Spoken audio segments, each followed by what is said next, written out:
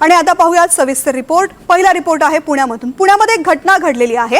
भाजपची बैठक होती। या बैठकीच्या ठिकाणी मुख्यमंत्री देवेंद्र फडणवीस आलेले होते आणि त्यांना भेटण्यासाठी भिडे सुद्धा पोहोचलेले होते।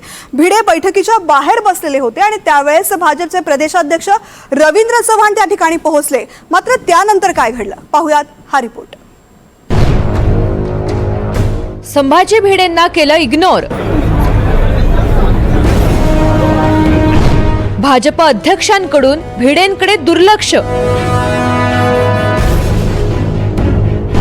रवींद्र चव्हाण आले, भिडेंकडे न बघताच निघून गेले।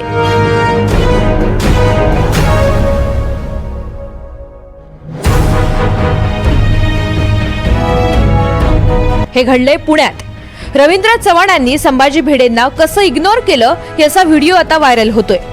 पुण्यात मुख्यमंत्री देवेंद्र फडणवीस यांच्या नेतृत्वाखाली पश्चिम महाराष्ट्राची बैठक झाली। या बैठकीवेळी संभाजी भिडे फडणवीसांची भेट घेण्यासाठी तिथे आले होते। फडणवीसांच्या भेटीसाठी भिडे सभागृहाबाहेर थांबले होते। त्यावेळी भाजप अध्यक्ष रवींद्र चव्हाण तिथे आले। रवींद्र चव्हाण भिडेंच्या अगदी बाजूने गेले, पण चव्हाणांनी भिडेंकडे ढुंकूनही पाहिलं नाही। संभाजी भिडे रवींद्र चव्हाण यांच्याकडे बघत होते, मात्र रवींद्र चव्हाण सरळ पुढे निघून गेले।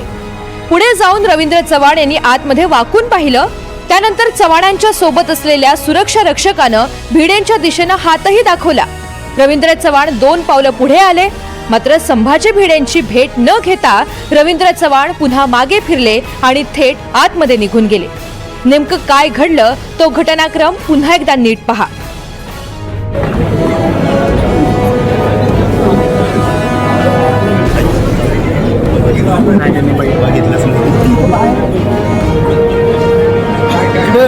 त्यांनी बघितलंच नाही।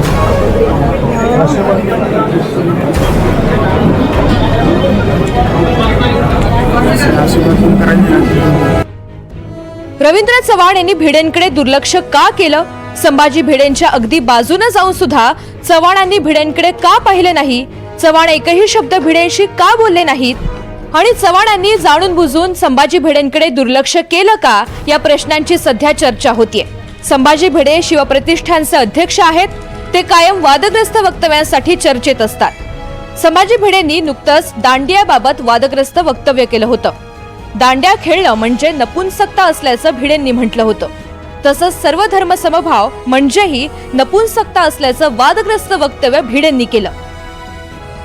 गणपती उत्सव आणि त्याचा वाटोळा करून टाकला। पण नवरात्राचं वाटोळा करून दांडिया खांड्या कशाला आणल्या बेकार।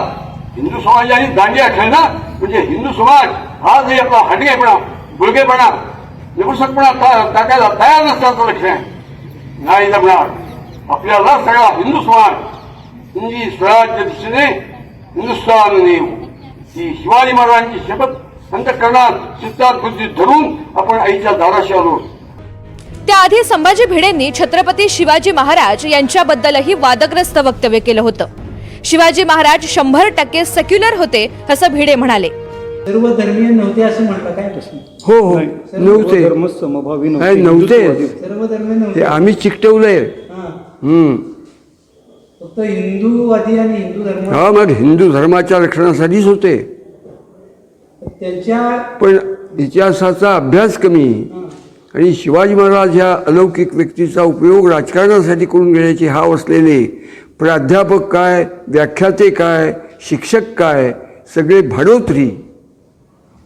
किती वाईट बोलतोय मी, त्यांच्याकडनं हा गलबला निर्माण झालेला आहे। शहाजीराजे तर स्वतः